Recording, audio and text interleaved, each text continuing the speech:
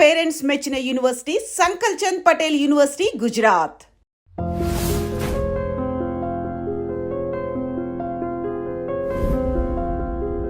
ఒక విషయం చెప్పుకోవాలి, ఇంత అబ్యూజివ్ రిలేషన్షిప్ని భరించడానికి కారణం కేవలం అమ్మ చెల్లి మాత్రమేనా, లేకపోతే సొసైటీ, మీకు వచ్చిన నేమ్, ఫేమ్, పాపులారిటీ, బయట మీరు సెలబ్రిటీ స్టేటస్, ఇలా సడన్గా తెంపేసుకుంటే మళ్ళీ పలు మంది పలు రకాలుగా అనుకుంటారు, ఇలాంటివి ఏమైనా మైండ్లో ఉండేవా? అది కూడా వన్ రీజన్. ఎందుకంటే ఇప్పుడు సినిమా ఫీల్డ్లో ఉన్నాము అంటే డెఫినెట్గా చూస్తారు హస్బెండ్ ఉన్నారా లేదా. ఆ రోజుల్లో ఇవాళ అంటే డేర్, ఉమెన్కి కొంచెం డేర్ వచ్చింది, ప్లస్ అబ్యూస్ కూడా తగ్గింది.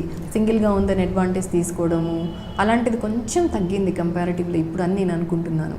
ఎందుకంటే కొంచెం ఉమెన్ ధైర్యంగా ఉంటున్నారు, చిన్నపిల్లలు ధైర్యంగా ఉంటున్నారు, మొహం మీద మాట్లాడే ధైర్యం ఉంది. అదివరకు అట్లా లేదు కదా. అమ్మో డివోర్సీ అంటే మళ్ళీ వాల్యూ ఇస్తారో లేదో, వెబ్సైట్లో రాసేస్తారు, అందరూ మాట్లాడేస్తారు దీని గురించి, అన్ని చోట్ల మన పేరు వచ్చేస్తుంది. నాకు చాలా భయం అసలు. ఏదైనా వెబ్సైట్లో ఇలా నా గురించి వచ్చింది అంటే నా గుండె కొట్టుకునేది నాకు వినిపిస్తూ ఉంటుంది, దడా దడా దడా దడా అని. నేను ఏమో చూడడానికి అపియరెన్స్ నాది చాలా గట్టిగా ఉంటానని చెప్తూ ఉంటారు అందరూ, కానీ లోపల నేను వేరే. అందుకే మా చెల్లెలు అంటుంది, నువ్వు మాట్లాడకే ఎక్కడికి వెళ్ళినా, నువ్వు అలా కామ్గా కూర్చున్నావు అంటే చాలా నీ అపియరెన్స్ చాలా ఇదిగా ఉంటుంది. గుంభనంగా కూర్చుంటే గంభీరంగా అనుకుంటారు, కానీ లోపల మాత్రం ఏదో రగిలిపోతుంటుంది. డోర్ ఇప్పానంటే ఏం లేదు, ఈ అమ్మాయి దగ్గర అయ్యా మనం అనుకున్నంత ఏం లేదే, ఊరికనే చాలా కలిసిపోతుంది అని తెలిసిపోతుంది. అందుకని నువ్వు అస్సలు నోరిప్పద్దు అని చెప్తూ ఉంటుంది. నువ్వు సేఫ్గా ఉండాలంటే నీకు భయం వేసే ప్లేసుల్లో నోరిప్పద్దు. నీకు మంచి సర్కిల్ ఉంటే go on, just go speak out. Good suggestion.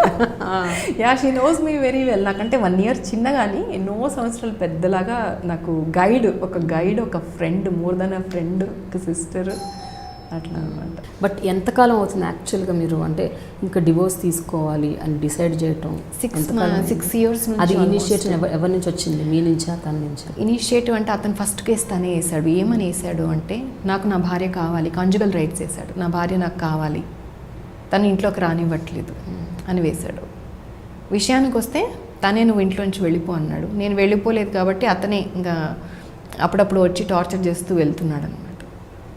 So అప్పుడు నేను అడ్వకేట్ దగ్గరికి వెళ్ళి ఏం చేయాలో చెప్పండి, ఇంటికి వస్తున్నాడు.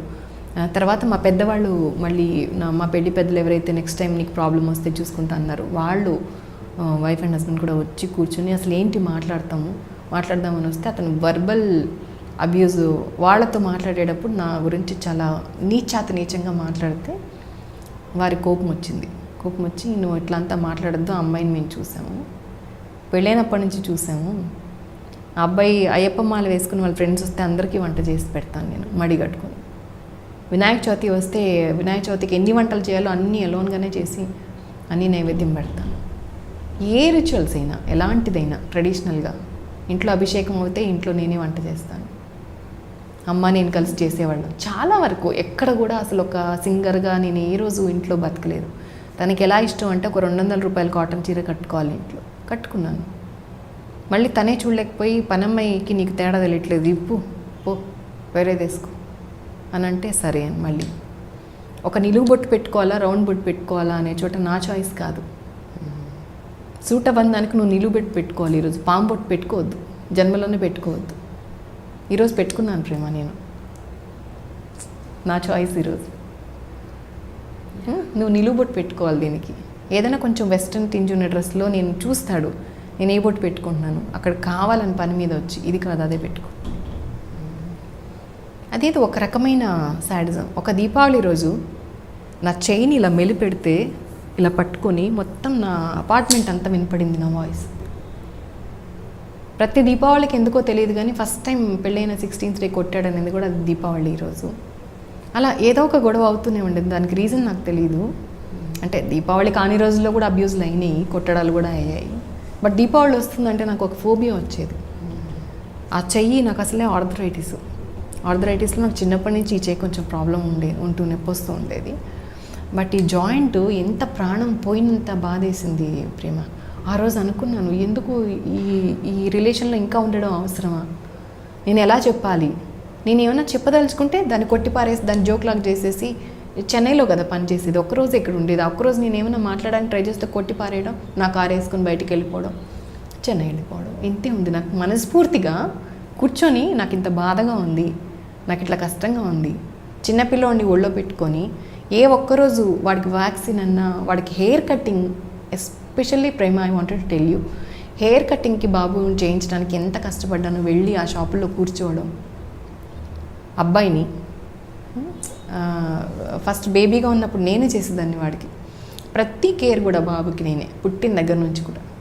నాకు అర్థం అవ్వలేదు, అంత ఇంట్రెస్ట్ లేకపోతే ఎందుకు ఉండాలి దీంట్లో. సో అలా అనుకుంటునే టైంలో తనకి తనే ఇలా డిస్టర్బెన్సెస్ స్టార్ట్ చేసి తనకి తనే వెళ్ళిపోయాడు. వెళ్ళిపోవడానికి తన ఇంట్లోంచి వెళ్ళిపోయాడు, కానీ కోర్టులో వేసింది మాత్రం తనే నన్ను ఇంట్లోంచి వెళ్ళగొట్టింది.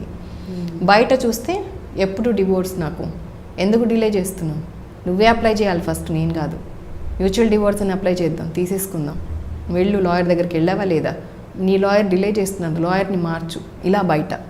అక్కడ మాత్రం మా ఆవిడ నన్ను వెళ్ళగొట్టిందండి, నాకు ఆవిడ కావాలి అని. మీకేంటి ప్రాబ్లం అని ఒక టీం వచ్చారు, కౌన్సిల్ అనమాట, ముగ్గురు విమెన్, ఒక పెద్ద ఆయన, ఒక మేల్ పర్సన్. వాళ్ళు ఇద్దరితో సపరేట్గా మాట్లాడి, ఇద్దరితో మొత్తం మాట్లాడినప్పుడు అతను చెప్పిన విషయాలు ఏంటంటే, తను నిన్ను ఇంట్లోంచి వెళ్ళగొట్టింది, తను స్వీట్లో విషం పెట్టి నా ఫ్రెండ్కి పంపించింది, ఒక అమ్మాయికి, నా ఫ్రెండ్ తను, నేను తన దగ్గరే ఉంటున్నాను, తను చచ్చిపోయేదే తింటే, నా మీదకి లారీ పంపించింది, వాటర్ ట్యాంకర్ పంపించింది గుద్దించడానికి. ఇవన్నీ చెప్పి వాళ్ళు నన్ను అడిగారు, అతను అలా చెప్తున్నాడు, నీ ప్రాబ్లం ఏంటి. నేను వాట్సాప్ చాట్స్ చూపించాను, లెంతీ చాట్స్, ఇలా అంటున్నాడు, ఎవరు నువ్వు పెద్ద బోకువే, నువ్వు ఇలాంటి దానివే, నీకేంటే ఇలా అంటున్నాడు, ఎప్పుడు డివోర్సు, ఎప్పుడు ఇస్తావు అనేది చాట్ ఇప్పుడు ఉందా మీ దగ్గర అన్నారు. రెడీగా బ్యాగ్లో పెట్టుకుని ట్యాబ్ వెళ్ళాను అనమాట, తీసుకుని ఇలా అప్పట్లో ఫోన్గా ట్యాబ్ వాడేదాన్ని, శాంసంగ్ చిన్న ట్యాబ్ ఒకటి ఇంత పెద్దది, దాంట్లో తీసి వాళ్ళకి చూపించాను. మొత్తం చదివారు వాళ్ళు, చదివి అన్నారు, ఇప్పుడు మీ వైఫ్ ట్యాంకర్ గుద్దిస్తుంది, మిమ్మల్ని ఇంట్లోకి రానివ్వట్లేదు, మిమ్మల్ని టార్చర్ చేస్తుంది, మరి అలాంటి వైఫ్ని మీరు ఎందుకు మళ్ళీ నాకు కావాలని కోరుకుంటున్నారు, మీ కేసు ఏంటి, మీరు మాట్లాడుతుంది ఏంటి, మరి మిమ్మల్ని చంపేదా వస్తే అని. ఆవిడకి అంత మంచి సింగర్, ఆవిడకి ఇవన్నీ చేయడానికి టైం ఎక్కడ ఉంటుందండి, మీరు కరెక్ట్గా చూసుకోండి, మీకు ఏం కేసు కావాలో, పరిస్థితి సిచ్యువేషన్కి తగ్గట్టుగా కేసు వేసుకోండి అని చెప్పారు. మీరు కేసు వేసింది ఒకటి, మాట్లాడుతోంది ఒకటి, సో సరిగ్గా వేసుకోండి అన్న కేసు. అతనికి భయం వేసి దాన్ని వాపస్ తీసేసుకున్నాడు. మళ్ళీ ఏం చేశాడు, మళ్ళీ అదే కేసు ఫైల్ చేశాడు, మరి ఎందుకో తెలియదు నాకు, మళ్ళీ కాంజుగల్ రైట్స్ వేశాడు. నేను ఫేర్ ఎనఫ్ అనుకున్నాను, ఇంకా డివోర్స్ కేసాను. అంతే కదా, బయట నువ్వు ఇట్లా డిమాండ్ చేస్తున్నప్పుడు నాకు అర్థమైపోయింది. సో నాకు వచ్చిన ఇన్ఫర్మేషన్ ప్రకారం అతనికి ఇంకొక విమెన్ అయితే ఉంది, మరి వాళ్ళకు ఒక పాప కూడా ఉంది అని విన్నాను. నా కొడుకు కళ్ళతో చూశాడు, దీపావళికి వస్తా అని చెప్పి ఒక ఫోన్ చేశాడు, బాబుకి బట్టలు కొనాలి. నేను అనుకున్నాను, మేబీ కొడుకు ప్రేమ ఉందేమో, వాళ్ళని ఎందుకు విడదీయాలి, మేబీ రిలేషన్ ఇప్పుడు డివోర్స్ అయినా కూడా కోర్టు చెప్తుంది, వాళ్ళకి రైట్ ఉంటుంది, ఫాదర్ వెళ్ళి చూస్తారు.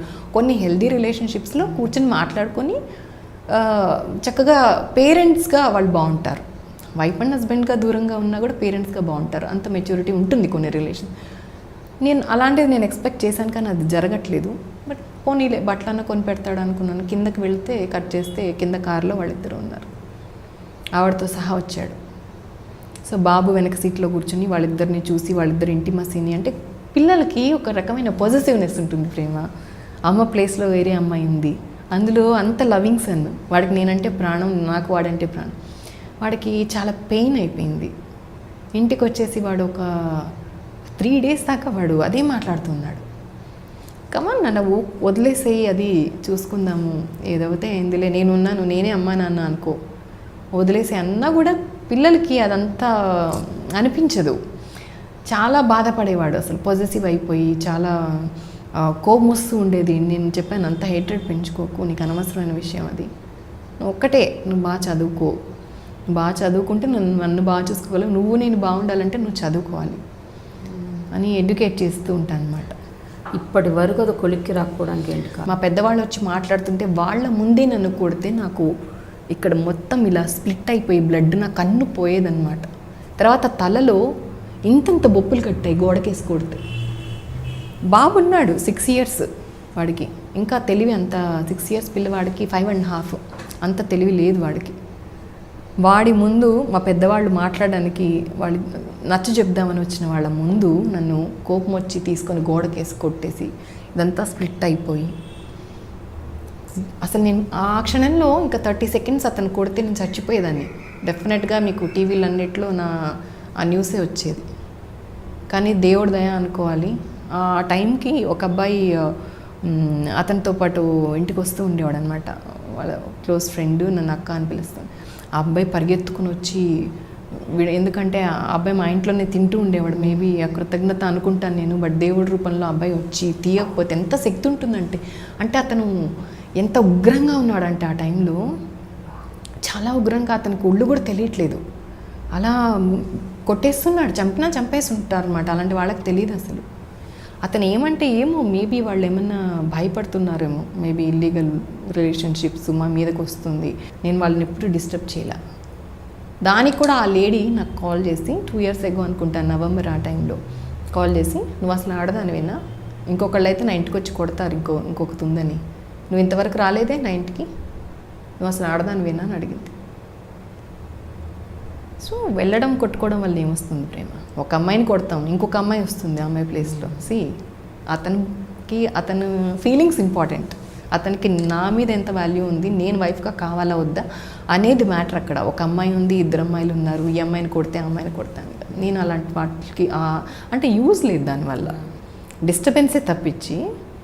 నీకు నిజంగా నచ్చితే వెళ్ళు, కానీ దానికి ఒక పద్ధతి ఉంది. విడిపోవడానికి కూడా మన సపోజ్ కృష్ణ రెడ్డి గారు చెప్పినట్టు ఒక పద్ధతి ఉంది దానికి కూడా. బట్ ఇన్నేళ్ళు భరించి సడన్గా ఎందుకు అవుట్ బర్స్ట్? అది కూడా వాంటెడ్లీ చేయలేదు ప్రేమ. ఏమైందంటే వాళ్ళిద్దరు కాల్ చేశారు. కాల్ చేసి నేను కాల్ రికార్డింగ్ ఎప్పుడు ఆన్లో పెట్టుకుంటాను అతని నుంచి కాల్ వస్తే, ఎందుకంటే నన్ను నేను డిఫెన్స్ చేసుకోవడానికి, నా సేఫ్టీ కోసం అనమాట.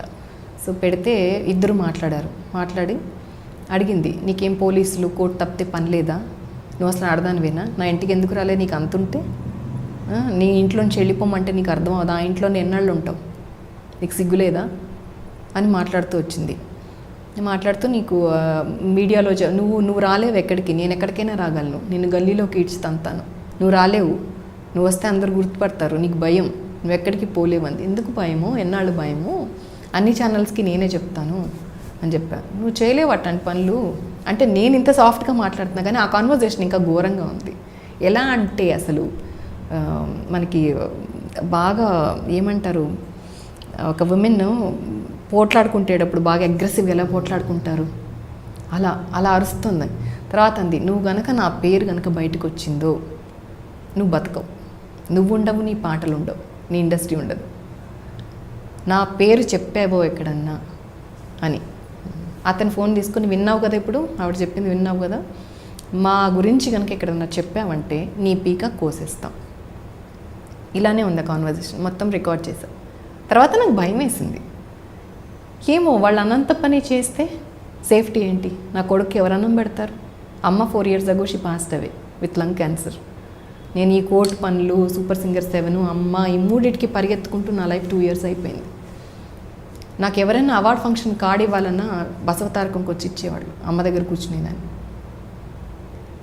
సో అన్నీ భరించుకొని ఇంత చేసుకుంటే నా పేరు చెప్తే నేను చంపేస్తామంటే నా కొడుకుని ఎవరు చూసుకుంటారు. సరే చంపండి, కానీ నా కొడుకు గతి ఏంటి అని నాకు భయం వేసింది.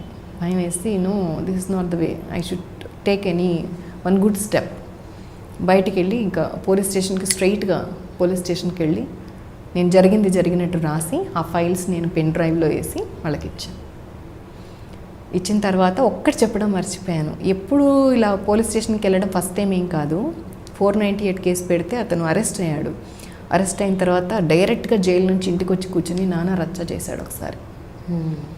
తర్వాత నేర్చుకొని, అతని వల్లే నేను బయటకు వచ్చి నేర్చుకుని, తర్వాత అతని వల్ల నేను ఎక్కడెక్కడికి ఒక అడ్వకేట్ దగ్గరికి వెళ్తాను, ఇంకెక్కడికి వెళ్తాను, అక్కడ కూడా నాకు ఆడవాళ్ళకి వచ్చే ప్రాబ్లమ్స్ స్టార్ట్ అయినాయి. నాకు ఏడుపు వచ్చేది. ఒక ప్రాబ్లంతో నేను వెళ్తే, నువ్వు చీరలో బాగుంటావు, నువ్వు అందంగా ఉంటావు చీరలో, వాట్ ఏ ఫిజిక్, ఎంత హైట్ ఉంటావు, ఎంత బాగుంటావో నీకు తెలియదు నీ గురించి, వై డోంట్ యూ అంటే నువ్వెందుకు అందరిలాగా, నువ్వెందుకు గ్లామరస్గా, నువ్వెందుకు ప్రిఫరెన్స్ ఇవ్వవు, ఎందుకు ఇలా ఉన్నావు అని మాట్లాడటం ఒక సమస్యతో వెళ్తే. ఇలాంటివన్నీ ఈ ప్రాబ్లం వచ్చాకే చూశాను ప్రేమ. అంతకుముందు ఇట్ వాస్ గోయింగ్ కూల్. అంటే అతను నన్ను పాటలను అబ్జెక్ట్ చేయలేదు, ఎందుకంటే డబ్బులు కానీ తర్వాత అర్థమైంది. ఎక్కువ బిజీగా పాడినంతకాలం బాగానే ఉన్నాడు, సాంగ్స్ తగ్గి సింగర్స్ పెరిగి స్టార్ట్ అవ్వగానే ఇంకా అబ్యూజ్ ఎక్కువైంది. అబ్యూజ్ ఎక్కువై వేరే చోట ఏమేమో అయిపోయి వెళ్ళిపోవడం. ఎందుకు అంటే వేరే చోట అని చెప్తున్నానంటే నా కళ్ళతో నేను చూశాను ఒకసారి, బాబు చూశాడు. తర్వాత ఆ ఇంటి మీద అప్పు చేశాడు మాకు తెలియకుండా బయట నుంచి. అంటే నేనే అతని పేరు మీద పెట్టాను.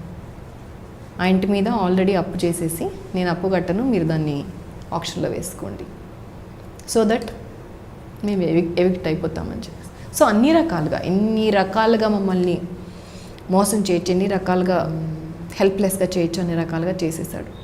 బట్ స్టిల్ ఎంత పడితే అంత లేస్తూ, అంత తుడుచుకుంటూ, అంత ధైర్యం తెచ్చుకుంటూ, పిల్లోడు ముందు కన్నీళ్ళు మొత్తం కుక్కేసుకుంటూ. నాకు కొంతమంది మెసేజెస్ ఇస్తారు ప్రేమ, ఏమని annoyingly, but don't forget to carry a smile on your face, situations will give you an examination, but don't give up అని ఇట్లాంటివేవో డైలీ మెసేజ్ వాళ్ళు ఏం మామూలుగా ఇస్తుండొచ్చు, కొన్ని నాకు సైన్లుగా అనిపిస్తాయి అన్నమాట. కరెక్ట్గా ఆ సిచ్యువేషన్కి నీ లైఫ్ అప్పీలింగ్ ఉంటే అవన్నీ చూసుకొని ధైర్యం తెచ్చుకొని రకరకాలుగా నేను ప్రిపేర్ చేసుకొని. ఒక ఫ్రెండ్ చెప్పింది, సెల్ఫ్ పిటీని పక్కన పెట్టాలి నువ్వు. దాని గురించి అంతకుముందు ఆలోచించేదాన్ని కాదు.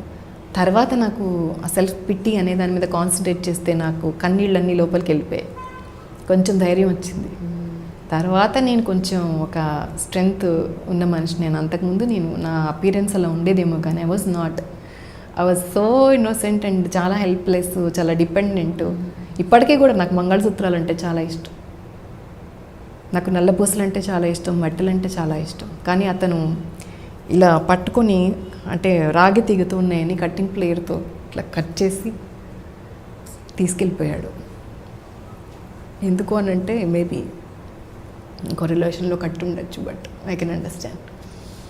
బట్ ఒకటే బాధ ఏమంటే ఇష్టం లేదు అని అంటే కొంచెం బాగా ట్రీట్ చేస్తే బాగుండేది. ఉమెన్ కదా, భరించలేరు, అంత అబ్యూస్ని భరించలేరు. మరి కొట్టిన రోజు నోరు మూసుకున్నా, ఏం చేసినా నోరు మూసుకున్నా. కానీ మంగళసూత్రం కట్ చేసిన రోజు ఎక్కడైనా టేక్ ఇట్ ప్రేమ. ఇప్పటికన్నా గుర్తొస్తే శ్రావణ మాసం వస్తే బాధేస్తుంది నాకు.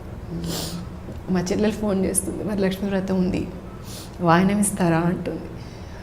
ఎందుకే నేను అంటాను, ఏం చూసిస్తావు? బట్ స్టిల్ అంతా అయినా ఉమెన్ లాగే ఫీల్ అవుతున్నాను చూడు. I'm not changing. అంటే ఏంటో ఏమో ఇండియన్ ఉమెన్కి ఇట్లా ఉంటారేమో మరి, ఐ డోంట్ నో. చాలా ఫెమినిటీ ఉంది which is of no use.